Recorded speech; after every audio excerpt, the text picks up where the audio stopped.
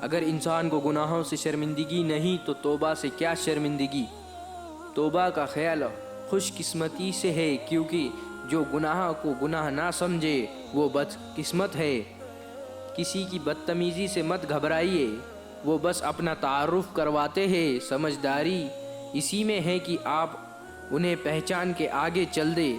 لوگوں کے عیب اسی طرح غافل ہو جاؤ جیسے سوتے وقت آپ دنیا سے غافل ہو جاتے ہو۔ بغیر لباس کے آئے تھے اس دنیا میں، بس ایک کفن کی خاطر اتنا سفر کرنا پڑا۔ انسان کی انسانیت تب ختم ہوتی ہے جب اسے دوسروں کے دکھوں پر ہنسی آنے لگے۔ زندگی کی حقیقت بس اتنی سی ہے کہ انسان پل بھر میں یاد بن جاتا ہے۔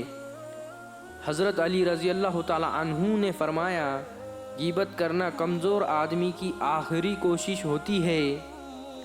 کسی انسان کے کم ظرف ہونے کے لیے اتنا ہی کافی ہے کہ وہ اپنی زبان سے اپنی تعریف کرنے پر مجبور ہو۔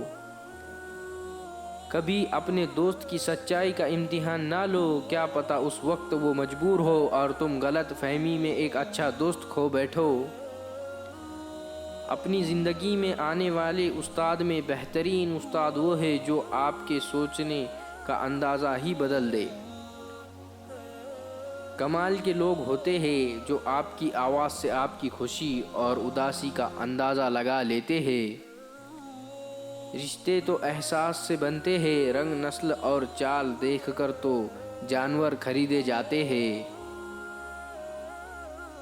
ایک دن ہم دوسرے کو یہ سوچ کر کھو دیں گے کہ وہ یاد نہیں کرتا تو میں کیا اسے یاد کروں۔